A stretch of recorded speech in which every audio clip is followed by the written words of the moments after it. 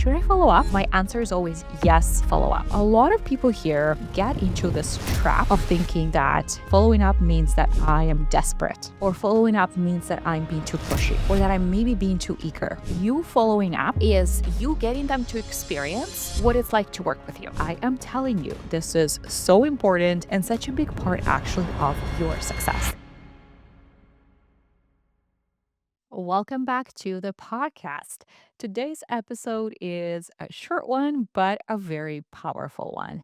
And it is something that has been coming up with my clients in coaching every single week lately.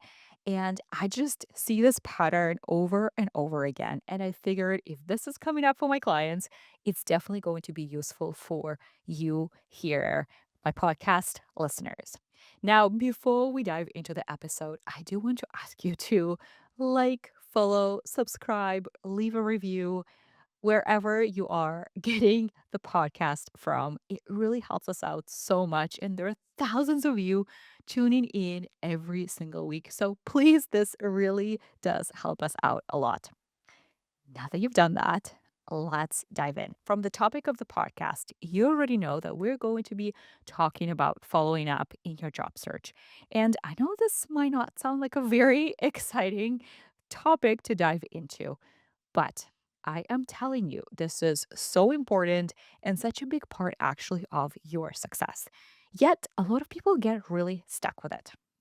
Now, when I talk about following up, what I mean is following up in a scenarios where maybe you are networking and you reached out to someone and you never heard back. Or maybe you did hear back. Maybe they accepted your connection request, but then they didn't say anything. And again, it's just sitting there. Maybe they did accept your connection request. Maybe they started a conversation with you, said, yes, let's connect, let's meet. And then you suggested some time options and that didn't go anywhere. So once again, it's sitting there. It can also look like following up after an initial conversation with the employer. Maybe it was a recruiter reaching out to you. Maybe you even had an interview. And a lot of people here get into this trap of thinking that, okay, following up means that I am desperate, or following up means that I'm being too pushy, or that I'm maybe being too eager. So I want to give you today a few ideas and some perspective on what following up really is and what it means for the employer and how to look at it so that you feel good and excited about it. First things first, you need to be following up. It's as simple as that. And again, I remind this to my clients every single week. The answer is always when they're asking me, should I follow up? And they bring me all kinds of scenarios. My answer is always yes, follow up. Now, why do I say yes, follow up? Here's what I want for you to is because everyone is busy. Everyone is busy. And the fact that you didn't hear back is not a no. It does not mean a no. It doesn't mean they're not interested, whatever the scenario is. Oftentimes, people are just simply busy. In fact, think about emails, messages, text, texts that you currently have that you meant to respond to and you haven't. I can't be the only one who has those. We all do. People mean to respond and then they get busy. They go on vacation, they get distracted, their kid gets sick, and then they forget. Or sometimes they keep thinking about it. Oh, yeah, I should respond to that. But they keep getting distracted. And then you're not following up, you're not pushing for it. So they just start pushing that away and postponing it, and then they just don't respond. So the answer is always to follow up because people are simply busy. Now, here's an interesting fact for you. In marketing, the big number that marketers used to work with was six, meaning that in the past, let's say 20 years ago, all data and research showed that psychologically, someone needed to see a commercial, a message 6 times to be able to really absorb and hear that message. Now, with how busy we all are, how short our attention spans are, now this number is 11. And this is a number from a few years ago. So I have a feeling this number is now even higher.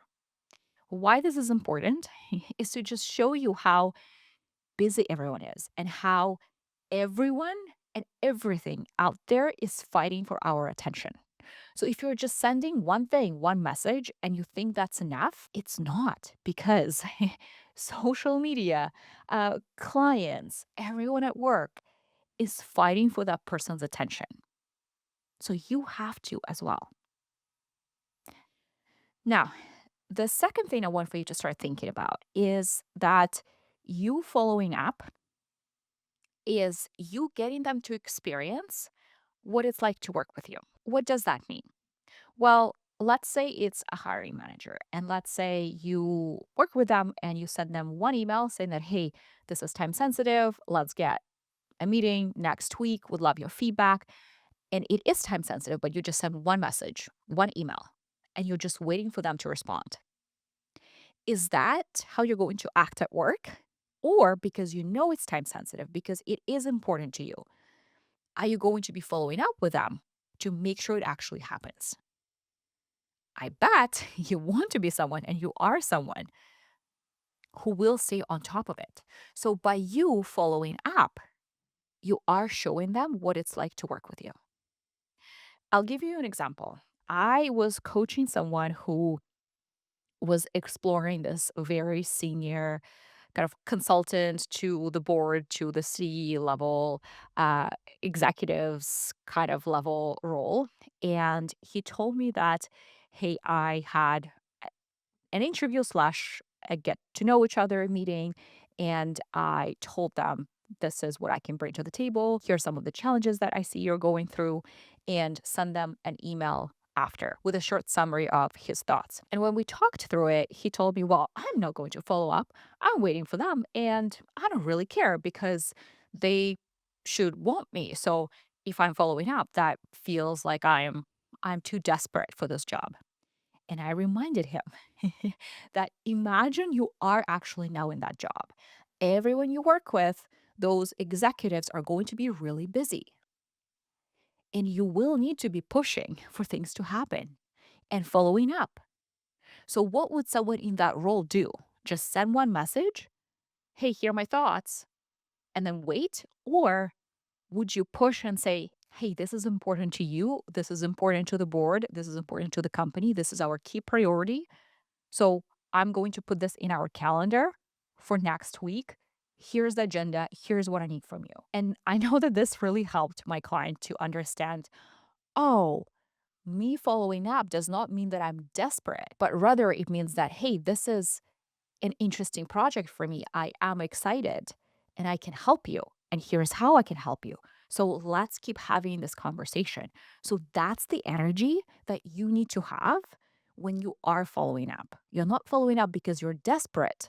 You're following up because this is something you want to do. Bottom line is that following up is not desperate, pushy, or eager. Following up is good. Following up is helping. You're helping them to find that great hire. You're helping them by reminding them about things that they wanted to do, like help you, respond to you, book a meeting with you. You're helping them experience what it's like to work with you. Now, final couple of thoughts I have for you is that follow up doesn't have to be just you sending a message or an email saying, hey, following up. It can look like using a different medium. I'm a big fan and I push my clients to use different mediums when they are following up. So if your first message was a message on LinkedIn, now try following up with a voice note on LinkedIn or even a video on LinkedIn. Or my clients also record looms and send those as a follow up so that, again, people can experience you if they haven't met you, for example. They can hear you, they can see you, they can experience your energy. But different type of follow up is a really good way to re engage people. And when you are following up, also start thinking, how do I make it easy for them to take the next step? So if the next step is you are trying to book a meeting with them, don't just continue asking them for their availability, offer your availability. In fact, share your Calendly link. So, a link to a scheduling tool that is connected to your calendar so it's easy for them to grab that spot. So, you're eliminating the back and forth.